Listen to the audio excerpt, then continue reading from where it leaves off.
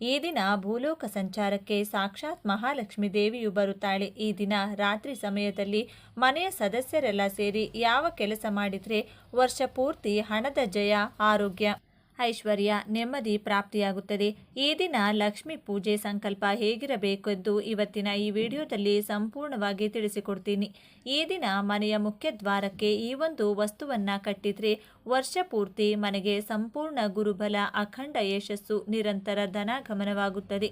ಧನಾಕರ್ಷಣೆ ಮಾಡುವ ಈ ವಿಶೇಷ ವಸ್ತು ಯಾವುದು, ಯಾವ ರೀತಿಯಾಗಿ, ಯಾವ ಸಮಯದಲ್ಲಿ ಈ ವಸ್ತುವನ್ನು ಮನೆಯ ಬಾಗಿಲಿಗೆ ಕಟ್ಟಿದರೆ ಸರ್ವಗ್ರಹಗಳ ಸಮೇತ ಮಹಾಲಕ್ಷ್ಮಿ ಕೃಪೆ ಪ್ರಾಪ್ತಿಯಾಗುತ್ತದೆ ಎಂದು ಇವತ್ತಿನ ಈ ವಿಡಿಯೋದಲ್ಲಿ ತಿಳಿಸಿಕೊಡ್ತೀವಿ. ಬನ್ನಿ. ಅದಕ್ಕೂ ಮೊದಲು ನೀವಿನ್ನು ಚಾನಲ್ಗೆ ಸಬ್ಸ್ಕ್ರೈಬ್ ಆಗಿಲ್ಲ ಅಂದರೆ ಈಗಲೇ ಸಬ್ಸ್ಕ್ರೈಬ್ ಆಗಿ, ಹಾಗೆ ವಿಡಿಯೋಗೆ ಲೈಕ್ ಮಾಡಿ, ವಿಡಿಯೋ ಸ್ಕಿಪ್ ಮಾಡದೆ ಕೊನೆ ತನಕ ನೋಡಿ. ಎಲ್ಲರೂ ಭಕ್ತಿಯಿಂದ ಓಂ ಶ್ರೀ ಮಹಾಲಕ್ಷ್ಮಿ ನಮಃ ಅಂತ ಕಮೆಂಟ್ ಮಾಡಿ. ಈ ದಿನ ಮಹಾಲಕ್ಷ್ಮಿ ದೇವಿ ಅಷ್ಟೇ ಅಲ್ಲದೆ ಶಿವ ಪಾರ್ವತಿಯರು ಕೂಡ ಭೂಲೋಕದ ಸಂಚಾರಕ್ಕೆ ಸುಬ್ರಹ್ಮಣ್ಯೇಶ್ವರ ಸ್ವಾಮಿಯ ಜೊತೆಗೆ ಬರುತ್ತಾರೆಂಬ ನಂಬಿಕೆ ಇದೆ. ಯಾರು ಈ ದಿನ ಉಪವಾಸವಿದ್ದು ನಿಯಮ ನಿಷ್ಠೆಯಿಂದ ರಾತ್ರಿ ಸಮಯ ಜಾಗರಣೆ ಮಾಡುತ್ತಾರೋ ಅವರಿಗೆ ಪಾರ್ವತಿ ದೇವಿಯ ಜೊತೆಗೆ ಮಹಾಲಕ್ಷ್ಮಿ ದೇವಿಯ ಅನುಗ್ರಹ ಪ್ರಾಪ್ತಿಯಾಗುತ್ತದೆ. ಎಷ್ಟೋ ಜನರ ಮನೆಯಲ್ಲಿ ಕೇಳಿರ್ತೀರಾ, ಅದೆಷ್ಟು ವರ್ಷಗಳ ಕಾಲ ಅವರ ಮನೆಯಲ್ಲಿ ಶುಭ ಕಾರ್ಯಗಳೇ ನಡೀತಾ ಇರೋದಿಲ್ಲ. ಮದುವೆ ವಯಸ್ಸಿಗೆ ಬಂದ ಮಕ್ಕಳಿಗೆ ಮದುವೆ ಭಾಗ್ಯ ಕೂಡಿ ಬರ್ತಿರೋದಿಲ್ಲ. ಇನ್ನು ಕೆಲವರಿಗೆ ಮದುವೆಯಾಗಿ ಎಷ್ಟೇ ವರ್ಷ ಆಗಿದ್ರೂ ಸಂತಾನ ಫಲ ಇರೋದಿಲ್ಲ. ವರ್ಷ ಎಷ್ಟೇ ಕಷ್ಟಪಟ್ಟು ದುಡಿದರೂ ಬಡತನದಿಂದ ಮುಕ್ತಿ ಸಿಗ್ತಾ ಇರೋದಿಲ್ಲ. ಮನೆ ತುಂಬ ಕಷ್ಟ, ಸಾಲ, ಅನಾರೋಗ್ಯದ ಸಮಸ್ಯೆಗಳು ತಾಂಡವ ಆಡ್ತಾ ಇರುತ್ತದೆ. ಮನೆಯ ಯಜಮಾನ ದುಡಿಯೋಕೆ ಅಂತ ಹೋಗಿ ಯಾವ ಕೆಲಸಕ್ಕೆ ಕೈ ಹಾಕಿದರೂ ನಷ್ಟ, ಕಷ್ಟಗಳು. ಹೊಸದಾಗಿ ಏನು ಶುರು ಮಾಡೋದಕ್ಕೆ ಹೋದರೂ ಕೂಡ ಅದರಿಂದ ಕಷ್ಟ, ಕಣ್ಣೀರೇ ಹೆಚ್ಚಾಗ್ತಾ ಇರುತ್ತೆ. ಮಕ್ಕಳ ವಿದ್ಯೆಯಲ್ಲಿ ಏಳಿಗೆ ಇಲ್ಲ, ದುಡಿದದ್ದು ಕೈನಲ್ಲಿ ನಿಲ್ಲೋದಿಲ್ಲ. ಹೀಗೆ ಒಂದಲ್ಲ ಒಂದು ಸಮಸ್ಯೆ ಇದ್ದೇ ಇರುತ್ತದೆ. ಈ ಎಲ್ಲ ಕಣ್ಣೀರು, ದುಃಖದಿಂದ ಹೊರಬರೋದಕ್ಕೆ ಈ ದಿನ ಸೂರ್ಯ ಹುಟ್ಟುವ ಮುನ್ನವೇ ಎದ್ದು ಈ ವಿಶೇಷ ಕೆಲಸವನ್ನ ಮಾಡಬೇಕು. ನಿಮ್ಮ ಮನೆಯಲ್ಲಿ ದೊಡ್ಡವರು, ಹಿರಿಯರು ಅಂತ ಯಾರಿರ್ತೀರಾ, ಅಣ್ಣ ಆಗಿರ್ಬೋದು, ಅಪ್ಪ, ಅಮ್ಮ, ಅಕ್ಕ, ನಮ್ಮ ವಯಸ್ಸಾದ ಹಿರಿಯರು, ಹೀಗೆ ಮನೆಗೆ ದೊಡ್ಡವರು ಅಂತ ಯಾರಿರ್ತಾರೋ ಅವರು ಈ ಕೆಲಸವನ್ನ ಮಾಡಬೇಕಾಗುತ್ತದೆ. ಚೆನ್ನಾಗಿರುವಂತಹ ಅರಿಶಿನದ ಕೊಂಬುಗಳನ್ನು ಮನೆಗೆ ತಂದಿಟ್ಟುಕೊಂಡಿರಬೇಕು. ಸಮ ಸಂಖ್ಯೆಯಲ್ಲಿ ಅರಿಶಿನದ ಕೊಂಬುಗಳನ್ನು ಮನೆಗೆ ತಂದಿರಬೇಕು. ಈ ಅರಿಶಿನದ ಕೊಂಬುಗಳನ್ನು ತೋರಣದ ಹಾಗೆ ಅರಿಶಿನದ ದಾರ ಬಳಸಿ ಕಟ್ಟಿಕೊಳ್ಳಬೇಕು. ಹೂ ಕಟ್ಟುವ ರೀತಿ ಒಂದು ಅರಿಶಿನ ಕೊಂಬು ಮತ್ತೊಂದು ಅರಿಶಿನ ಕೊಂಬಿಗೂ ಸ್ವಲ್ಪ ಅಂತರ ಬಿಟ್ಟು ಅರಿಶಿನದ ಕೊಂಬಿನ ತೋರಣವನ್ನು ಕಟ್ಟಿಕೊಳ್ಳಬೇಕು. 2, 4, 8, 10, 12 ಹೀಗೆ ಸಮಸಂಖ್ಯೆಯಲ್ಲಿ ಅರಿಶಿನದ ಕೊಂಬುಗಳನ್ನು ನೀವು ಕಟ್ಟುವ ತೋರಣದಲ್ಲಿರಬೇಕು. ಮನೆಯ ಮುಖ್ಯ ಬಾಗಿಲಿನಿಗೆ ಸರಿಹೊಂದುವಷ್ಟು ದಾರವನ್ನು ತೆಗೆದುಕೊಂಡು ಆ ದಾರದ ಸಹಾಯದಿಂದ ತೋರಣ ತಯಾರು ಮಾಡಿಕೊಳ್ಳಿ. ನಂತರ ನಿಮ್ಮ ಎರಡೂ ಕೈನಲ್ಲಿ ಈ ತೋರಣವನ್ನು ಹಿಡಿದುಕೊಂಡು ಈ ರೀತಿಯಾಗಿ ಪ್ರಾರ್ಥನೆ ಮಾಡಿಕೊಳ್ಳಿ. ಈ ತೋರಣವನ್ನು ನಾನು ಮನೆಗೆ ಕಟ್ತಿದ್ದೀನಿ. ಈ ತೋರಣದ ಶಕ್ತಿಯು ನಮ್ಮ ಮನೆಯ ಒಳಗೆ ಯಾವುದೇ ನಕಾರಾತ್ಮಕ ಶಕ್ತಿಗಳು ಪ್ರವೇಶ ಮಾಡದಂತೆ ತಡೆಯಲಿ. ಈ ಶಕ್ತಿಶಾಲಿ ಅರಿಶಿನದ ತೋರಣದ ಕೆಳಗೆ ಓಡಾಡುವಂಥ ನಮ್ಮ ಕುಟುಂಬದವರಿಗೆ ಗುರುವಿನ ರಕ್ಷಣೆ ಇರಲಿ.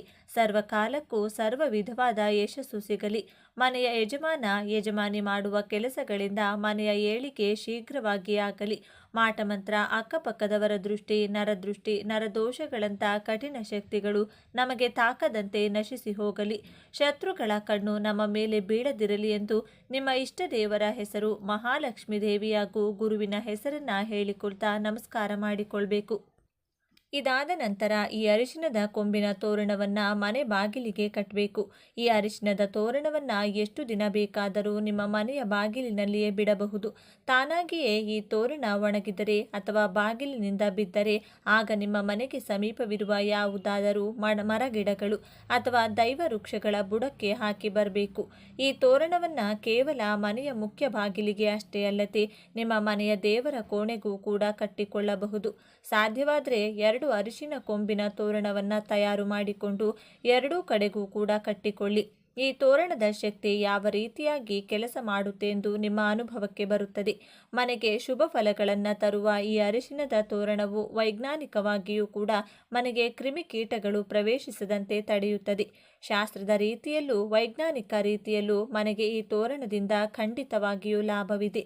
ಯಾರಿಗಾದರೂ ಸರಿ ವಿದ್ಯೆಯಲ್ಲಿ ಪ್ರಗತಿ ಸಾಧಿಸಲು ಗುರುಬಲ ಬೇಕು, ಉದ್ಯೋಗದಲ್ಲಿ ಜಯ ಸಾಧಿಸಲು ಗುರುಬಲ ಬೇಕು, ಮದುವೆ ಭಾಗ್ಯ ಸಂತಾನ ಫಲಕ್ಕೂ ಗುರುಬಲ ಇರಲೇಬೇಕು. ಜೀವನದಲ್ಲಿ ಅಖಂಡ ಯಶಸ್ಸು ಕಾಣಲು ಗುರುವಿನ ಬಲ ರಕ್ಷಣೆ ಇರಲೇಬೇಕು. ಅರಿಶಿನಕ್ಕೆ ಅಧಿಪತಿ ಯಾರು? ಗುರು. ಆದ್ದರಿಂದ ದೈವಬಲ ಗುರುಬಲದಿಂದ ವರ್ಷ ಪೂರ್ತಿ ನೀವು ಮಾಡುವ ಕೆಲಸದಿಂದ ಅದೃಷ್ಟವನ್ನ ಕಾಣಲು ಈ ತೋರಣವನ್ನ ಮನೆಗೆ ಕಟ್ಟಿ ನಿಮ್ಮ ಮನೆ ದೇವರನ್ನ ನೆನಪಿಸಿಕೊಳ್ಳಿ. ಸಾಲಗಳು ಬೆಟ್ಟದಷ್ಟಿದ್ದರೂ ಮನೆಗೆ ನಿರಂತರ ಧನಾಗಮನವಾಗಿ ಸಾಲದಿಂದ ಮುಕ್ತಿ ಹೊಂದಿ ಬಂಗಾರ ಪ್ರಾಪ್ತಿಯಾಗುತ್ತದೆ. ಉತ್ತಮ ಆರೋಗ್ಯ, ಯಶಸ್ಸು ಈ ತೋರಣದಿಂದ ಮನೆಗೆ ಸಿಗುತ್ತದೆ. ಇನ್ನು ಅತಿ ಮುಖ್ಯವಾಗಿ ಈ ದಿನ ಮಹಾಲಕ್ಷ್ಮಿ ಅಮ್ಮನವರಿಗೆ ಪರಿಶುದ್ಧ ಮನಸ್ಸಿನಿಂದ ಎಳನೀರನ್ನ ನೈವೇದ್ಯವಾಗಿ ಅರ್ಪಿಸಬೇಕು. ಈ ದಿನ ಯಾರು ರಾತ್ರಿಯೆಲ್ಲ ಜಾಗರಣೆ ಲಕ್ಷ್ಮೀ ದೇವಿಗಾಗಿ ಕಾಯುತ್ತಾರೋ ಅವರನ್ನ ನೋಡಲು ಸಾಕ್ಷಾತ್ ಲಕ್ಷ್ಮೀ ದೇವಿಯೇ ಬರುತ್ತಾಳೆಂದು ಪುರಾಣಗಳು ಹೇಳುತ್ತವೆ. ಈ ದಿನ ಯಾರ ಮನೆಯಲ್ಲಿ ರಾತ್ರಿ ಸಮಯದಲ್ಲಿ ಕವಡೆಗಳಿಂದ ಶಬ್ದ ಮಾಡಿ ಲಕ್ಷ್ಮೀ ದೇವಿಯನ್ನ ಕರೆಯುತ್ತಾರೋ ಅವರ ಮನೆಗೆ ನೇರವಾಗಿ ಮಹಾಲಕ್ಷ್ಮಿ ದೇವಿಯ ಪ್ರವೇಶವಾಗಿ ಲಕ್ಷ್ಮಿಯ ಅಂಶ ಸಿರಿತನ ಆ ಮನೆಯಲ್ಲಿ ಶಾಶ್ವತವಾಗಿ ನೆಲೆಸುತ್ತದೆ ಎಂದು ಪ್ರಾಮಾಣಿಕ ಗ್ರಂಥಗಳಲ್ಲಿ ತಿಳಿಸಿದ್ದಾರೆ. ಈ ಕವಡೆಯ ಶಬ್ದವನ್ನ ಹೇಗೆ ಮಾಡಬೇಕು ಅಂತ ನೋಡೋದಾದ್ರೆ, ಲಕ್ಷ್ಮಿಗೆ ಪ್ರಿಯವಾದಂತಹ ಅರಿಶಿನದ ಬಣ್ಣದ ಕವಡೆಗಳನ್ನು ತೆಗೆದುಕೊಂಡು ರಾತ್ರಿ 11 ಗಂಟೆಯಿಂದ 12 ಗಂಟೆಯ ಸಮಯದಲ್ಲಿ ಸಾಧ್ಯವಾದಷ್ಟು ಬಾರಿ ಒಂದು ಅರಿಶಿನ ಬಣ್ಣದ ಬಟ್ಟೆಗೆ ಈ ಕವಡೆಗಳನ್ನು ಕಟ್ಟಿ ಶಬ್ದ ಮಾಡಬೇಕು, ಅಥವಾ ಕೈನಲ್ಲೇ ಕವಡೆಗಳನ್ನು ಹಿಡಿದು ಶಬ್ದ ಮಾಡುತ್ತಿರಬೇಕು. ಈ ಕೆಲಸವನ್ನ ಕುಟುಂಬದವರೆಲ್ಲರೂ ಸೇರಿ ಮಾಡಿದ್ರೆ ತುಂಬಾ ಒಳ್ಳೆಯದು. ನಿಮ್ಮ ಗಂಡ ಹಾಗೂ ನಿಮ್ಮ ಮಕ್ಕಳು ನಿಮ್ಮ ಮಾತನ್ನ ಕೇಳೋದಿಲ್ಲ, ಇದರ ಮೇಲೆ ನಂಬಿಕೆ ಇಲ್ಲವೆಂದರೆ ಪರವಾಗಿಲ್ಲ, ಮನೆಯವರ ಪರವಾಗಿ ನೀವೇ ಜಾಗರಣೆ ಇದ್ದು ಕವಡೆಗಳನ್ನು ಶಬ್ದವನ್ನ ಮಾಡುತ್ತಾ ಮಹಾಲಕ್ಷ್ಮಿ ದೇವಿಯನ್ನ ಮನಸ್ಸಿನಲ್ಲಿಯೇ ಸ್ಮರಿಸಿಕೊಳ್ಳಿ. ಹೀಗೆ ಮಾಡೋದ್ರಿಂದ ಅಮ್ಮನವರ ಅನುಗ್ರಹ ಈ ಮನೆಗೆ ಉಂಟಾಗಿ ಹಣದ ಸಮಸ್ಯೆ ತೀರುತ್ತದೆ, ರಾಜಯೋಗದಂತಹ ಜೀವನ ನಿಮ್ಮದಾಗುತ್ತದೆ. ಹಾಗೆಯೇ ಈ ದಿನ ಒಂದು ವಿಶೇಷ ವಿಧಿವಿಧಾನವನ್ನು ಪಾಲಿಸಿದರೆ ರಾಜವೈಭವ ಉಂಟಾಗುತ್ತದೆ. ವಸ್ತು, ವಾಹನ, ಉದ್ಯೋಗ, ವ್ಯಾಪಾರ ಸರ್ವ ಕ್ಷೇತ್ರದಲ್ಲೂ ಅಖಂಡ ಶುಭ ಫಲ ಪ್ರಾಪ್ತಿಯಾಗುತ್ತದೆ. ಈ ದಿನ ಸಂಜೆಯ ಸಮಯದಲ್ಲಿ ಗಜಲಕ್ಷ್ಮಿ ದೇವಿಯ ಚಿತ್ರಪಟ ಏರ್ಪಾಟು ಮಾಡಿಕೊಂಡು ನಂತರ ಗಂಧ ಕುಂಕುಮದ ಬೊಟ್ಟನ್ನ ಇಟ್ಟು ಬೆಳ್ಳಿಯ ದೀಪ, ಮಣ್ಣಿನ ದೀಪ ಇಟ್ಟು ತುಪ್ಪ ಅಥವಾ ಎಳ್ಳೆಣ್ಣೆಯನ್ನು ಬಳಸಿ ಆ ದೀಪಕ್ಕೆ 6 ಬತ್ತಿಗಳನ್ನು ಬಿಡಿ ಬಿಡಿಯಾಗಿ ಕೂರಿಸಿ ದೀಪಾರಾಧನೆ ಮಾಡಬೇಕು. ಮಹಾಲಕ್ಷ್ಮಿ ಅಮ್ಮನವರಿಗೆ ಗುಲಾಬಿ ಪುಷ್ಪಗಳಿಂದ, ಬಿಳಿ ಹಾಗೂ ಹಳದಿ ಬಣ್ಣದ ಪುಷ್ಪಗಳಿಂದ ಪೂಜಿಸುತ್ತಾ ಲಕ್ಷ್ಮಿ ಅಷ್ಟೋತ್ತರ ಕೇಳುವುದನ್ನು ಮಾಡಬೇಕು. ಪೂಜೆ ಆದ ನಂತರ ಕರ್ಪೂರದ ಆರತಿಯನ್ನು ಬೆಳಗಬೇಕು. ಲಕ್ಷ್ಮೀ ದೇವಿಗೆ ಹಾದಿಯಿಂದ ಮಾಡಿದ ಪಾಯಸವನ್ನು ನೈವೇದ್ಯವಾಗಿ ಅರ್ಪಿಸಬೇಕು. ನಂತರ ಚಂದ್ರನ ಬೆಳಕಿನಲ್ಲಿ ಇದೇ ಹಾಲಿನಿಂದ ಮಾಡಿದ ಪಾಯಸವನ್ನ ಸ್ವಲ್ಪ ಸಮಯ ಇಡಬೇಕು. ಮತ್ತೆ ಪಾಯಸವನ್ನ ಲಕ್ಷ್ಮೀ ದೇವಿಯ ಮುಂದಿಟ್ಟು ನಂತರ ಈ ನೈವೇದ್ಯವನ್ನ ಪ್ರಸಾದವಾಗಿ ಮನೆಯ ಸದಸ್ಯರು ಸ್ವೀಕರಿಸಬೇಕು. ಪಾಯಸ ತಯಾರು ಮಾಡಲು ಸಾಧ್ಯವಾಗದಿದ್ದರೆ ಹಾಲನ್ನೇ ನೈವೇದ್ಯವಾಗಿ ಅರ್ಪಿಸಬಹುದು. ನೀವು ಮಹಾಲಕ್ಷ್ಮಿ ದೇವಿಯ ಪೂಜೆ ಮಾಡುವಾಗ 6 ಹಳದಿ ಬಣ್ಣದ ಕವಡೆಗಳನ್ನು ದೇವಿಯ ಮುಂದಿಟ್ಟು ಆರತಿ ಮಾಡಿ ಅಗರಬತ್ತಿಯ ಧೂಪವನ್ನು ತೋರಿಸಿ ನಮಸ್ಕಾರ ಮಾಡಿಕೊಂಡು ಬೀರುವಿನಲ್ಲಿ ಎತ್ತಿಡಬೇಕು.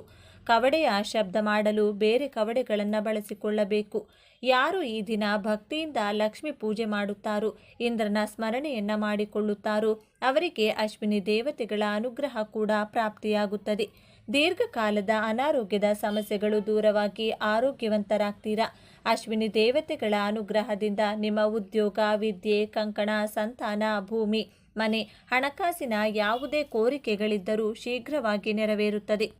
ಮಹಾಲಕ್ಷ್ಮಿ ಭೂಲೋಕ ಸಂಚಾರಕ್ಕೆ ಬರುವ ಸಮಯ ಸಂಜೆ ಸಮಯದಲ್ಲಿ ಅರಿಶಿನಕ್ಕೆ ಸ್ವಲ್ಪ ತುಪ್ಪವನ್ನು ಬೆರೆಸಿ ಅದರಿಂದ ಮನೆಯ ಬಾಗಿಲಿನ ಮೇಲ್ಭಾಗದಲ್ಲಿ ಸ್ವಸ್ತಿಕ್ ಚಿಹ್ನೆಯನ್ನು ಬರೆದು ಮಹಾಲಕ್ಷ್ಮಿ ದೇವಿಯನ್ನ ಮನೆಗೆ ಸ್ವಾಗತಿಸಿ. ಈ ದಿನ ದೇವರ ಮುಂದೆ ಬೆಳಗಿಸುವಂತಹ ದೀಪಕ್ಕೆ ತಾವರೆ ಬತ್ತಿಗಳು ಅಂತ ಪೂಜಾ ಸಾಮಗ್ರಿಗಳ ಅಂಗಡಿಗಳಲ್ಲಿ ಸಿಗುತ್ತದೆ. ಆ ತಾವರೆ ಬತ್ತಿಗಳನ್ನು ತಂದು ದೀಪಾರಾಧನೆ ಮಾಡಿ ಕನಕದಾರ ಸ್ತೋತ್ರ, ಶ್ರೀ ಸೂಕ್ತ, ಲಕ್ಷ್ಮಿ ಅಷ್ಟೋತ್ತರವನ್ನು ಈ ದಿನ ಮರೆಯದೆ ಕೇಳಿ. ಇದರಿಂದ ಮನೆಯಲ್ಲಿನ ಎಲ್ಲ ಕಷ್ಟ ಕಾರ್ಪಣ್ಯಗಳು ದೂರವಾಗಿ ಹಣದ ಏಳಿಗೆಯನ್ನು ನೀವು ಕಾಣಬಹುದು. ಈ ಮಾಹಿತಿ ನಿಮಗೆ ಇಷ್ಟವಾದರೆ ಭಕ್ತಿಯಿಂದ ಜೈ ಶ್ರೀ ಮಹಾಲಕ್ಷ್ಮಿ ಅಂತ ಬರೆದು ಈ ವಿಡಿಯೋನ ಪ್ರತಿಯೊಬ್ಬರಿಗೂ ಶೇರ್ ಮಾಡಿ. ಮುಂದಿನ ಬಾರಿ ಮತ್ತೊಂದು ವಿಶೇಷ ದೈವ ಮಾಹಿತಿಯೊಂದಿಗೆ ನಮ್ಮ ಚಾನೆಲ್ ಮೂಲಕ ಭೇಟಿಯಾಗೋಣ. ಶಾಸ್ತ್ರಗಳ ಪ್ರಕಾರ ಪ್ರತಿ ವಸ್ತು ಹಾಗೂ ಪದಾರ್ಥ ಒಂದು ನಿರ್ದಿಷ್ಟ ಶಕ್ತಿಯನ್ನು ಹೊಂದಿರುತ್ತದೆ. ಬೇರೆಯವರಿಂದ ಕೆಲವು ವಸ್ತುಗಳನ್ನು ಉಚಿತವಾಗಿ ಅಥವಾ ದಾನವಾಗಿ ತೆಗೆದುಕೊಳ್ಳುವುದು ಅವರ ನಕಾರಾತ್ಮಕ ಶಕ್ತಿಗಳನ್ನು ಹಾಗೂ ಅವರ ಕರ್ಮ ಫಲಗಳನ್ನು ನಾವು ತೆಗೆದುಕೊಂಡಂತೆ ಲೆಕ್ಕ. ಹಾಗಾಗಿ ಫ್ರೀಯಾಗಿ ಕೊಡ್ತಿದ್ದಾರಲ್ವಾ ಅಂತ ಕೊಟ್ಟಿದ್ದೆಲ್ಲ ತೆಗೆದುಕೊಳ್ಳಲು ಹೋಗಬಾರದು. ಈ ವಿಡಿಯೋದಲ್ಲಿ ಕೆಲವು ಪದಾರ್ಥಗಳು ಹಾಗೂ ವಸ್ತುಗಳ ಬಗ್ಗೆ ಹೇಳ್ತೀನಿ. ಅದನ್ನು ಯಾವ ಪರಿಸ್ಥಿತಿಯಲ್ಲೂ ದಾನವಾಗಿ ಅಥವಾ ಫ್ರೀಯಾಗಿ ಅಥವಾ ಸಾಲವಾಗಿಯೂ ಕೂಡ ತೆಗೆದುಕೊಳ್ಳಬೇಡಿ. ಮುಂದುವರಿಸುವ ಮೊದಲು ಓಂ ಶ್ರೀ ಮಹಾಲಕ್ಷ್ಮಿ ನಮಃ ಎಂದು ಕಮೆಂಟ್ ಮಾಡಿ. ವಿಡಿಯೋಗೆ ಒಂದು ಲೈಕ್ ಕೊಟ್ಟು ನಮ್ಮ ಚಾನಲ್ನ ಸಬ್ಸ್ಕ್ರೈಬ್ ಮಾಡಿಕೊಳ್ಳಿ. ವಿಷಯಕ್ಕೆ ಬರೋಣ. ನಾವು ಬೇರೆಯವರಿಂದ ಉಚಿತವಾಗಿ ತೆಗೆದುಕೊಳ್ಳಬಾರದ ಮೊದಲ ಪದಾರ್ಥ ಉಪ್ಪು. ಸನಾತನ ಧರ್ಮದಲ್ಲಿ ಉಪ್ಪು ಶ್ರೀ ಮಹಾಲಕ್ಷ್ಮಿಯ ಸ್ವರೂಪ. ಜೊತೆಗೆ ಉಪ್ಪಿಗೆ ನೆಗೆಟಿವ್ ಎನರ್ಜಿ ಎಳೆದುಕೊಳ್ಳುವ ಶಕ್ತಿ ಇರುತ್ತದೆ. ನಾವು ಇನ್ನೊಬ್ಬರಿಂದ ಉಪ್ಪು ಉಚಿತವಾಗಿ ತೆಗೆದುಕೊಂಡ್ರೆ ಅವರ ಮನೆಯಲ್ಲಿರುವ ಆರ್ಥಿಕ ಸಮಸ್ಯೆಗಳು, ನಕಾರಾತ್ಮಕ ಶಕ್ತಿಗಳು ಎಲ್ಲವನ್ನ ಎಳೆದುಕೊಂಡು ನಮ್ಮ ಮನೆಗೆ ಉಪ್ಪು ತರುತ್ತದೆ. ನಮ್ಮ ಮನೆಯಲ್ಲಿರುವ ಮಹಾಲಕ್ಷ್ಮಿ ಹೊರಟು ಹೋಗುತ್ತದೆ. ಇದು ನಮಗೆ ಸಾಲಬಾಧೆ, ಆರೋಗ್ಯ ಸಮಸ್ಯೆ, ಆರ್ಥಿಕ ಸಮಸ್ಯೆ ತಂದುಕೊಡುತ್ತದೆ. ಉಚಿತವಾಗಿ ತೆಗೆದುಕೊಳ್ಳಬಾರದ ಎರಡನೇ ವಸ್ತು ಚಪ್ಪಲಿ. ಜ್ಯೋತಿಷ್ಯ ಶಾಸ್ತ್ರದ ಪ್ರಕಾರ ಮನುಷ್ಯನ ಪಾದಗಳಲ್ಲಿ ಶನಿದೇವರು ವಾಸಿಸುತ್ತಾರೆ. ಬೇರೆಯವರ ಚಪ್ಪಲಿ ಹಾಕಿಕೊಳ್ಳುವುದು ಅಥವಾ ಉಚಿತವಾಗಿ ಚಪ್ಪಲಿ ತೆಗೆದುಕೊಳ್ಳುವುದರಿಂದ ಶನಿದೋಷ ಅಂಟಿಕೊಳ್ಳುತ್ತದೆ. ಈ ಕಾರಣದಿಂದ ಕೆಲಸಗಳಲ್ಲಿ ಅಡ್ಡಿಗಳು, ಜೀವನದಲ್ಲಿ ವಿಘ್ನಗಳು, ಅನಗತ್ಯ ಸಮಸ್ಯೆಗಳು ಬರುವುದು ನಡೆಯುತ್ತದೆ. ಉಚಿತವಾಗಿ ತೆಗೆದುಕೊಳ್ಳಬಾರದ ಮೂರನೇ ವಸ್ತು ಬಾಚಣಿಗೆ. ಬಾಚಣಿಗೆ ವೈಯಕ್ತಿಕ ಆರೋಗ್ಯಕ್ಕೆ ಸಂಬಂಧಿಸಿದ ವಸ್ತು. ಹಾಗೆ ಒಬ್ಬರ ಹಣೆ ಬರಹಕ್ಕೆ ಸಂಬಂಧಿಸಿದ ಶಕ್ತಿಯನ್ನು ಕೂಡ ಬಾಚಣಿಗೆ ಹೊಂದಿರುತ್ತದೆ. ಬೇರೆಯವರ ಬಾಚಣಿಗೆ ಬಳಸುವುದರಿಂದ ಕೂದಲಿಗೆ ಸಂಬಂಧಿಸಿದ ಅನಾರೋಗ್ಯ ಸಮಸ್ಯೆಗಳು ಬರುತ್ತವೆ. ಹಾಗೆ ಅವರ ಮಾನಸಿಕ ಸಮಸ್ಯೆಗಳು ಕೂಡ ನಮಗೆ ಅಂಟಿಕೊಳ್ಳುತ್ತವೆ. ಉಚಿತವಾಗಿ ತೆಗೆದುಕೊಳ್ಳಬಾರದ ನಾಲ್ಕನೇ ವಸ್ತು ಪೊರಕೆ. ಪೊರಕೆಯು ದರಿದ್ರ ಲಕ್ಷ್ಮಿಯನ್ನ ಮನೆಯಿಂದ ಹೊರಗೆ ಕಳಿಸುವ ವಸ್ತು. ಹಾಗೆ ಮಹಾಲಕ್ಷ್ಮಿಯ ಸ್ವರೂಪ ಕೂಡ. ಪೊರಕೆಯನ್ನು ಬೇರೆಯವರಿಂದ ಉಚಿತವಾಗಿ ತೆಗೆದುಕೊಳ್ಳುವುದು ಅಥವಾ ಬೇರೆಯವರ ಪೊರಕೆಯಿಂದ ನಮ್ಮ ಮನೆ ಗುಡಿಸಿದರೆ ಅವರ ಮನೆಯ ದರಿದ್ರ ಎಲ್ಲ, ಅಂದರೆ ದರಿದ್ರ ಲಕ್ಷ್ಮಿ ನಮ್ಮ ಮನೆಗೆ ಬರುತ್ತಾಳೆ. ನಮ್ಮ ಮನೆಯ ಸಿರಿ ಸಂಪತ್ತು ಕ್ಷೀಣಿಸುತ್ತದೆ. ಆರ್ಥಿಕ ಸ್ಥಿತಿಗೆ ಬಲವಾದ ಪೆಟ್ಟು ಬೀಳುತ್ತದೆ. ಬೀದಿಗೆ ಬರುವ ಅವಕಾಶ ಜಾಸ್ತಿ ಇರುತ್ತದೆ. ಉಚಿತವಾಗಿ ತೆಗೆದುಕೊಳ್ಳಬಾರದ ಐದನೇ ವಸ್ತು ಆಭರಣಗಳು. ಚಿನ್ನ, ಬೆಳ್ಳಿ ಆಭರಣಗಳಿಗೆ ಗ್ರಹಗಳನ್ನು ಪ್ರಭಾವಿತಗೊಳಿಸುವ ಶಕ್ತಿ ಇರುತ್ತದೆ. ಮುಖ್ಯವಾಗಿ ಚಿನ್ನ ಗುರುಗ್ರಹಕ್ಕೆ ಸಂಬಂಧಿಸಿದೆ. ಬೇರೆಯವರ ಆಭರಣಗಳನ್ನು ಧರಿಸುವುದು ಅಥವಾ ಉಚಿತವಾಗಿ ತೆಗೆದುಕೊಳ್ಳುವುದರಿಂದ ಗ್ರಹ ದೋಷಗಳು ಅಂಟಿಕೊಂಡು ಅನಿಷ್ಟ ನಡೆಯುವ ಅವಕಾಶ ಹೆಚ್ಚಾಗಿದೆ. ಆಭರಣಗಳು ಇರುವಂಥ ಬೆಲೆಗೆ ಫ್ರೀಯಾಗಿ ಕೊಟ್ಟರೆ ಅಥವಾ ಎಲ್ಲಾದರೂ ಸಿಕ್ಕರೆ ಯಾರು ಬೇಕಾದರೂ ತೆಗೆದುಕೊಳ್ಳುತ್ತಾರೆ. ಹಾಗಾಗಿ ಅಂಥ ಪರಿಸ್ಥಿತಿ ಬಂದಾಗ 1 ರೂಪಾಯಾದರೂ ನಿಮ್ಮ ಕಡೆಯಿಂದ ಅವರಿಗೆ ಕೊಟ್ಟು ಆಭರಣಗಳನ್ನು ತೆಗೆದುಕೊಳ್ಳಲು ಪ್ರಯತ್ನಿಸಿ. ಒಂದು ವೇಳೆ ಎಲ್ಲಾದರೂ ನಿಮಗೆ ಆಭರಣ ಸಿಕ್ಕರೆ 11 ರೂಪಾಯಿ ಅಥವಾ 101 ರೂಪಾಯಿ ದೇವರ ಹುಂಡಿಗೆ ಹಾಕಿ. ಈ ರೀತಿ ಆಭರಣ ಸಿಕ್ಕಿದೆ ನನಗೆ, ಇದರಿಂದ ಯಾವ ದೋಷ ಬರಬಾರದು ಎಂದು ಕೈ ಮುಗಿಯಿರಿ. ಅಥವಾ ಯಾರಾದರೂ ಬಡವರಿಗೆ ಊಟ ಕೊಟ್ಟು ಅವರಿಗೆ ದಕ್ಷಿಣೆ ತಾಂಬೂಲೆ ಕೊಟ್ಟರೂ ಕೂಡ ಸರಿ ಹೋಗುತ್ತದೆ. ಇದರಿಂದ ಯಾವುದೇ ಗ್ರಹದೋಷ ನಿಮಗೆ ಬರುವುದಿಲ್ಲ. ಉಚಿತವಾಗಿ ಪಡೆಯಬಾರದ ಆರನೇ ವಸ್ತು ಕನ್ನಡಿ. ಕನ್ನಡಿ ನಮ್ಮ ಪ್ರತಿಬಿಂಬ ತೋರಿಸುತ್ತದೆ. ಹಾಗೆ ನಮ್ಮ ಎನರ್ಜಿಯನ್ನು ಪ್ರತಿಬಿಂಬಿಸುತ್ತದೆ. ಬೇರೆಯವರು ಬಳಸಿದ ಕನ್ನಡಿ ಅಥವಾ ಉಚಿತವಾಗಿ ಪಡೆದ ಕನ್ನಡಿಯನ್ನು ಮನೆಯಲ್ಲಿಟ್ಟುಕೊಳ್ಳೋದ್ರಿಂದ ದುರದೃಷ್ಟ ಹಿಂಬಾಲಿಸುತ್ತದೆ ಎಂದು ಜ್ಯೋತಿಷ್ಯ ನಿಪುಣರು ಹೇಳುತ್ತಾರೆ. ಉಚಿತವಾಗಿ ಪಡೆಯಬಾರದ ಏಳನೇ ವಸ್ತು ಸೂಜಿ. ಸೂಜಿಗೆ ಚುಚ್ಚುವ ಸ್ವಭಾವ ಇದೆ. ಶಾಸ್ತ್ರಗಳ ಪ್ರಕಾರ ಸೂಜಿಯನ್ನು ಉಚಿತವಾಗಿ ತೆಗೆದುಕೊಂಡ್ರೆ ಸಂಬಂಧಗಳಲ್ಲಿ ಬಿರುಕು ಬಿಡುತ್ತದೆ. ಸ್ನೇಹಿತರ ಮಧ್ಯೆ ಅಥವಾ ಬಂಧುಗಳ ಮಧ್ಯೆ ಅನಗತ್ಯ ಗಲಾಟೆಗಳು, ಮನಸ್ತಾಪಗಳು ಬರಲು ಕಾರಣವಾಗುತ್ತದೆ. ಉಚಿತವಾಗಿ ಪಡೆಯಬಾರದ ಎಂಟನೇ ವಸ್ತು ಎಣ್ಣೆ. ಎಣ್ಣೆ ಎಂಬುದು ನವಗ್ರಹಗಳಿಗೆ ತುಂಬ ಪ್ರಿಯವಾದ ಪದಾರ್ಥ. ಮುಖ್ಯವಾಗಿ ಶನಿದೇವರಿಗೆ ಎಣ್ಣೆ ಎಂದರೆ ತುಂಬ ಪ್ರೀತಿ. ಉಚಿತವಾಗಿ ಎಣ್ಣೆಯನ್ನು ಬೇರೆಯವರಿಂದ ತೆಗೆದುಕೊಂಡ್ರೆ ನೀವು ಅವರ ಜೀವನದಲ್ಲಿನ ಕಷ್ಟಗಳು ಮತ್ತು ಶನಿ ಪ್ರಭಾವವನ್ನು ನಿಮ್ಮ ಜೀವನಕ್ಕೆ ತಂದುಕೊಂಡಂತಾಗುತ್ತದೆ. ಇದರಿಂದ ದೀರ್ಘಕಾಲದ ಋಣಗಳು ಮತ್ತು ಆರ್ಥಿಕ ಸಮಸ್ಯೆಗಳು ಬರುತ್ತದೆ. ಉಚಿತವಾಗಿ ಪಡೆಯಬಾರದ 9ನೇ ಪದಾರ್ಥ ಎಳ್ಳು. ಎಳ್ಳು ಪೂಜೆಗಳಲ್ಲಿ ಹಾಗೂ ಪಿತೃ ಕಾರ್ಯಗಳಲ್ಲಿ ಹೆಚ್ಚಾಗಿ ಬಳಸುತ್ತಾರೆ. ಇದು ಕೂಡ ಶನಿದೇವರಿಗೆ ಅತಿ ಪ್ರಿಯವಾದ ಪದಾರ್ಥ. ಎಳ್ಳನ್ನು ಉಚಿತವಾಗಿ ತೆಗೆದುಕೊಳ್ಳುವುದರಿಂದ ಶನಿದೋಷದ ತೀವ್ರತೆ ಹೆಚ್ಚಾಗುತ್ತದೆ. ಜ್ಯೋತಿಷ್ಯ ಶಾಸ್ತ್ರದ ಪ್ರಕಾರ ಇದು ತುಂಬ ಅಪಾಯ ಉಂಟು ಮಾಡುವ. ಉಚಿತವಾಗಿ ಪಡೆಯಬಾರದ 10ನೇ ಪದಾರ್ಥ ಮೊಸರು. ಮೊಸರು ಶುಕ್ರಗ್ರಹದ ಸಂಕೇತ. ಶುಕ್ರಗ್ರಹ ಸುಖ ಮತ್ತು ಸಂಪತ್ತಿಗೆ ಸಂಕೇತ. ರಾತ್ರಿ ಹೊತ್ತು ಅಥವಾ ಬೇರೆಯವರ ಹತ್ತಿರದಿಂದ ಉಚಿತವಾಗಿ ಮೊಸರು ತೆಗೆದುಕೊಳ್ಳುವುದರಿಂದ ನಿಮ್ಮ ಜಾತಕದಲ್ಲಿ ಶುಕ್ರ ಪ್ರಭಾವ ಕಡಿಮೆಯಾಗಿ ಧನ ನಷ್ಟ ಮತ್ತು ಕುಟುಂಬದಲ್ಲಿ ಸುಖ ಶಾಂತಿ ಕಡಿಮೆಯಾಗುವ ಅವಕಾಶ ಇದೆ. ಉಚಿತವಾಗಿ ಪಡೆಯಬಾರದ 11ನೇ ವಸ್ತು ಪೆನ್ನು. ಪೆನ್ನು ಕೇವಲ ಬರೆಯುವ ವಸ್ತು ಮಾತ್ರ ಅಲ್ಲ, ಅದು ಬುಧಗ್ರಹ ಮತ್ತು ಜ್ಞಾನದ ಅಧಿದೇವತೆಯಾದ ಸರಸ್ವತಿಗೆ ಸಂಕೇತ. ನಮ್ಮ ಪುರಾಣಗಳ ಪ್ರಕಾರ ಒಬ್ಬ ವ್ಯಕ್ತಿಯ ಕರ್ಮಫಲ ಎಂದರೆ ಅವನ ಹಣೆ ಬರಹ ಒಂದು ಪೆನ್ನಿನ ಮೇಲೆ ಅವಲಂಬಿಸಿರುತ್ತದೆ. ಇತರರಿಂದ ಪೆನ್ನು ತೆಗೆದುಕೊಂಡು ಹಿಂತಿರುಗಿಸಿ ಕೊಡದಿರುವುದು ಅಥವಾ ಉಚಿತವಾಗಿ ಪೆನ್ನನ್ನು ತೆಗೆದುಕೊಳ್ಳುವುದರಿಂದ ಅವರ ಜೀವನದಲ್ಲಿರುವ ನಕಾರಾತ್ಮಕ ಆಲೋಚನೆಗಳು ಅಥವಾ ವೈಫಲ್ಯಗಳು ಅಥವಾ ಅಪಾಯಗಳು ನಿಮ್ಮ ಮೇಲೆ ಪ್ರಭಾವ ತೋರಿಸುತ್ತವೆ. ಇದರಿಂದ ವೃತ್ತಿಯಲ್ಲಿ ಅಡ್ಡಿಗಳು, ಜ್ಞಾಪಕ ಶಕ್ತಿ ಕಡಿಮೆಯಾಗುವುದು ಮತ್ತು ಆರ್ಥಿಕ ನಷ್ಟಗಳು ಅನುಭವಿಸುತ್ತವೆ. ಉಚಿತವಾಗಿ ಪಡೆಯಬಾರದ 12ನೇ ವಸ್ತು ಕರ್ಚೀಫ್. ಒಬ್ಬನ ಕಣ್ಣೀರಿನ ಬೆವರು ಅಥವಾ ಗಲೀಜು ಒರೆಸಲು ಬಳಸುತ್ತಾರೆ. ಅಂದರೆ ಅದು ಒಬ್ಬರ ದುಃಖವನ್ನು ಅಥವಾ ನೆಗೆಟಿವ್ ಎನರ್ಜಿಯನ್ನು ಗ್ರಹಿಸುತ್ತದೆ. ಶಾಸ್ತ್ರಗಳ ಪ್ರಕಾರ ಬೇರೆಯವರ ಖರ್ಚೆ ತೆಗೆದುಕೊಳ್ಳುವುದರಿಂದ ಅವರ ಕಷ್ಟಗಳು ಮತ್ತು ಅನುಮೋದನೆ ನಮಗೆ ಬರುತ್ತದೆ. ಇದು ಸ್ನೇಹಿತರ ಮಧ್ಯೆ ಅಥವಾ ದಂಪತಿಗಳ ಮಧ್ಯೆ ಅಥವಾ ಪ್ರೇಮಿಗಳ ಮಧ್ಯೆ ಅನಗತ್ಯ ಗಲಾಟೆಗಳನ್ನು ತರುತ್ತದೆ. ಹಾಗಾಗಿ ಇದನ್ನು ಯಾವಾಗಲೂ ಉಚಿತವಾಗಿ ಅಥವಾ ಬೇರೆಯವರು ಬಳಸಿರುವುದು ನೀವು ಬಳಸಬೇಡಿ. ಉಚಿತವಾಗಿ ತೆಗೆದುಕೊಳ್ಳಬಾರದ 13ನೇ ವಸ್ತು ಕತ್ತರಿ ವಸ್ತುವನ್ನು ಕತ್ತರಿಸಲು ಅಂದರೆ ಎರಡು ಮಾಡಲು ಬಳಸುವ ಆಯುಧ. ವಾಸ್ತುಶಾಸ್ತ್ರದ ಪ್ರಕಾರ ಕತ್ತರಿಯನ್ನು ಯಾರ ಹತ್ತಿರದಿಂದಾದರೂ ಉಚಿತವಾಗಿ ತೆಗೆದುಕೊಂಡ್ರು ಅಥವಾ ಬಹುಮತಿಯಾಗಿ ಪಡೆದರೂ ಆ ವ್ಯಕ್ತಿಯ ಜೊತೆ ನಿಮಗಿರುವ ಸಂಬಂಧ ಕಟ್ಟಾಗುತ್ತದೆ. ಇದು ಕುಟುಂಬ ಸದಸ್ಯರ ಮಧ್ಯೆ ಅಥವಾ ಪಾರ್ಟ್ನರ್ಸ್ ಮಧ್ಯೆ ತೀವ್ರವಾದ ವಿಭೇದಗಳು ಸೃಷ್ಟಿಸಿ ಕೋರ್ಟ್ ಮೆಟ್ಟಿಲು ಕೂಡ ಹತ್ತಿಸುವ ಸಾಧ್ಯತೆ ಇದೆ. ಉಚಿತವಾಗಿ ಪಡೆಯಬಾರದ 14ನೇ ವಸ್ತು ಹಳೆ ಬಟ್ಟೆಗಳು. ಮನುಷ್ಯ ಧರಿಸುವ ಬಟ್ಟೆಗಳು ಅವನ ಶರೀರದಲ್ಲಿನ ಶಕ್ತಿಯನ್ನು ಹೊಂದಿರುತ್ತದೆ. ಮುಖ್ಯವಾಗಿ ಒಬ್ಬರು ಬಳಸಿದ ಹಳೆ ಬಳೆಗಳನ್ನು ಉಚಿತವಾಗಿ ತೆಗೆದುಕೊಂಡು ನೀವು ಹಾಕಿಕೊಳ್ಳೋದ್ರಿಂದ ಅವರ ಅನಾರೋಗ್ಯ ಸಮಸ್ಯೆಗಳು ಮತ್ತು ದರಿದ್ರ ನಿಮಗೆ ಬರುವ ಅವಕಾಶ ಇದೆ. ಸನಾತನ ಧರ್ಮದ ಪ್ರಕಾರ ಹಳೆ ಬಟ್ಟೆಗಳನ್ನು ದಾನ ಮಾಡುವುದು ತುಂಬ ಪುಣ್ಯ. ಆದರೆ ಅದನ್ನು ಉಚಿತವಾಗಿ ಪಡೆಯುವುದರಿಂದ ಗ್ರಹದೋಷಗಳು, ಮುಖ್ಯವಾಗಿ ಶನಿ ಮತ್ತು ರಾಹು ದೋಷಗಳು ಬರುವ ಸಾಧ್ಯತೆ ಇದೆ. ಉಚಿತವಾಗಿ ಪಡೆಯಬಾರದ 15ನೇ ವಸ್ತು ಗಡಿಯಾರ ನಮ್ಮ ಸಮಯವನ್ನು ಸೂಚಿಸುತ್ತದೆ. ಒಬ್ಬ ವ್ಯಕ್ತಿಯ ಜಾತಕದಲ್ಲಿ ನಡೆಯುತ್ತಿರುವ ಕಾಲವನ್ನು ಗಡಿಯಾರ ಪ್ರತಿಬಿಂಬಿಸುತ್ತದೆ. ಬೇರೆಯವರು ಬಳಸಿದ ಗಡಿಯಾರವನ್ನು ಸಾಲವಾಗಿ ತೆಗೆದುಕೊಳ್ಳುವುದು ಅಥವಾ ಉಚಿತವಾಗಿ ತೆಗೆದುಕೊಳ್ಳುವುದರಿಂದ ಅವರ ದುಷ್ಕಾಲ ಅಂದರೆ ಕೆಟ್ಟ ಕಾಲ ನಿಮಗೆ ಪ್ರಾರಂಭವಾಗುತ್ತದೆ. ನಿಮ್ಮ ಕೆಲಸಗಳಲ್ಲಿ ಆಲಸ್ಯ ನಡೆಯುವುದು, ಅಂದುಕೊಂಡ ಸಮಯಕ್ಕೆ ಕೆಲಸಗಳು ಪೂರ್ತಿಯಾಗದೇ ಇರುವುದು ಮುಂತಾದವು ನಡೆಯುತ್ತವೆ. ಉಚಿತವಾಗಿ ತೆಗೆದುಕೊಳ್ಳಬಾರದ 16ನೇ ಪದಾರ್ಥ ನಿಂಬೆಹಣ್ಣು ಶಾಸ್ತ್ರಗಳಲ್ಲಿ ದೃಷ್ಟಿ ತೆಗೆಯುವ ಪದಾರ್ಥದಂತೆ ಬಳಸುತ್ತಾರೆ. ಅಂದರೆ ದೃಷ್ಟಿಯನ್ನು ತೆಗೆಯುವ ಶಕ್ತಿ ನಿಂಬೆಹಣ್ಣಿಗೆ ಇರುತ್ತದೆ. ಹಾಗೆ ತಂತ್ರ ಮಂತ್ರ ಪೂಜೆಗಳಲ್ಲೂ ಕೂಡ ನಿಂಬೆಹಣ್ಣನ್ನು ಹೆಚ್ಚಾಗಿ ಉಪಯೋಗಿಸುತ್ತಾರೆ. ಯಾರಾದರೂ ತಿಳಿಯದವರು ಅಥವಾ ಹೊರಗಿನವರು ನಿಂಬೆಹಣ್ಣನ್ನು ಕೊಟ್ಟರೆ ತೆಗೆದುಕೊಳ್ಳಬೇಡಿ.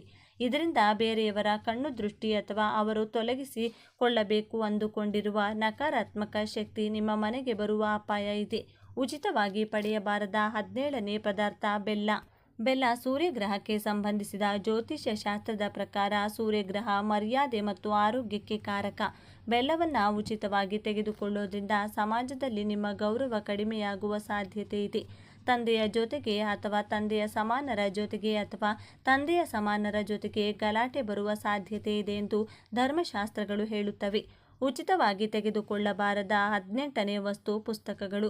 ಪುಸ್ತಕ ಸಾಕ್ಷಾತ್ ಸರಸ್ವತಿಯ ಸ್ವರೂಪ. ತುಂಬ ಜನ ಬೇರೆಯವರ ಪುಸ್ತಕಗಳನ್ನು ಅಂದರೆ ಬಳಸಿದ ಪುಸ್ತಕಗಳನ್ನು ತೆಗೆದುಕೊಂಡು ವಾಪಸ್ ಕೊಡಲ್ಲ. ಈ ರೀತಿ ಮಾಡುವುದರಿಂದ ಜ್ಞಾನಕ್ಕೆ ದ್ರೋಹವಾಗುತ್ತದೆ. ಬುಧಗ್ರಹ ದೋಷದಿಂದ ವಿದ್ಯೆಯಲ್ಲಿ ವಿಘ್ನಗಳು, ಸರಿಯಾದ ನಿರ್ಧಾರ ತೆಗೆದುಕೊಳ್ಳಲು ಆಗದಿರುವುದು ನಡೆಯುತ್ತದೆ.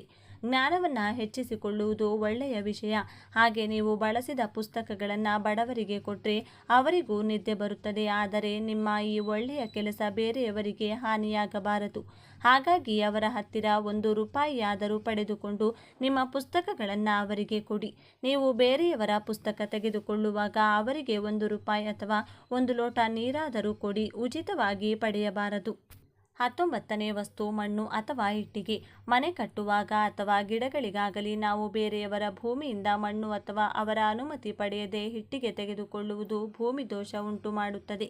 ಇದು ಕೋರ್ಟ್ ಕೇಸ್ಗಳು, ಸ್ಥಳ ವಿವಾದಗಳು ಮತ್ತು ಕುಟುಂಬದಲ್ಲಿ ರಕ್ತ ಸಂಬಂಧಿಕರ ಮಧ್ಯೆ ಗಲಾಟೆಗಳಿಗೆ ಕಾರಣವಾಗುತ್ತದೆ. ಉಚಿತವಾಗಿ ಪಡೆಯಬಾರದ 20ನೇ ವಸ್ತು ಛತ್ರಿ. ಛತ್ರಿ ನಿಮ್ಮನ್ನ ಬಿಸಿಲು ಹಾಗೂ ಮಳೆಯಿಂದ ಕಾಪಾಡುತ್ತದೆ. ಇದು ಛಾಯಾಗ್ರಹವಾದ ಶನಿದೇವನ ಸಂಕೇತ. ಬೇರೆಯವರ ಹತ್ತಿರದಿಂದ ಛತ್ರಿಯನ್ನು ಉಚಿತವಾಗಿ ತೆಗೆದುಕೊಳ್ಳೋದ್ರಿಂದ ನಿಮ್ಮ ರಕ್ಷಣಾ ಕವಚ ಬಲಹೀನವಾಗುತ್ತದೆ. ಅನಾರೋಗ್ಯ ಸಮಸ್ಯೆಗಳು ಬರುತ್ತವೆ. ಮುಖ್ಯವಾಗಿ ಛತ್ರಿಯನ್ನು ಉಚಿತವಾಗಿ ತೆಗೆದುಕೊಂಡ್ರೆ ಆರ್ಥಿಕವಾಗಿ ತುಂಬ ಸಮಸ್ಯೆಗಳು ಬರುತ್ತವೆ ಎಂದು ಶಾಸ್ತ್ರ ಎಚ್ಚರಿಸುತ್ತದೆ. ಈಗ ನಾನು ಹೇಳಿದ ವಸ್ತುಗಳಲ್ಲಿ ನೀವು ಇದಕ್ಕೂ ಮುಂಚೆ ಯಾರ ಹತ್ತಿರದಿಂದಾದರೂ ಉಚಿತವಾಗಿ ಪಡೆದಿರಬಹುದು. ಅಂಥ ಪರಿಸ್ಥಿತಿಯಲ್ಲಿ ಕೆಲವು ಪರಿಹಾರಗಳನ್ನು ಮಾಡಿಕೊಳ್ಳಿ.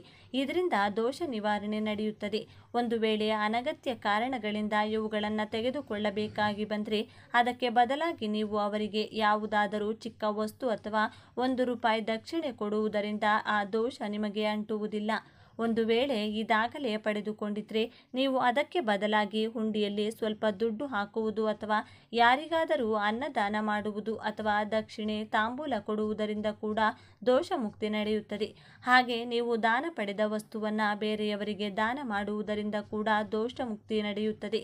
ಅಂಥ ಸಂದರ್ಭದಲ್ಲಿ ನೀವು ಉಚಿತವಾಗಿ ಕೊಡದೆ ಅವರಿಂದ ಸ್ವಲ್ಪ ದುಡ್ಡು ಪಡೆದುಕೊಂಡ್ರೆ ಅವರಿಗೆ ದೋಷ ಇರುವುದಿಲ್ಲ, ನಿಮಗೂ ಕೂಡ ದೋಷ ಇರುವುದಿಲ್ಲ. ಈ ವಿಡಿಯೋ ಇಷ್ಟ ಆದರೆ ಲೈಕ್ ಮಾಡಿ, ಶೇರ್ ಮಾಡಿ ಮತ್ತು ಇಷ್ಟ ಆದರೆ ಚಾನಲ್ನ ಸಬ್ಸ್ಕ್ರೈಬ್ ಮಾಡಿಕೊಂಡು ಬೆಲ್ ಐಕಾನನ್ನು ಕ್ಲಿಕ್ ಮಾಡಿ. ಧನ್ಯವಾದಗಳು.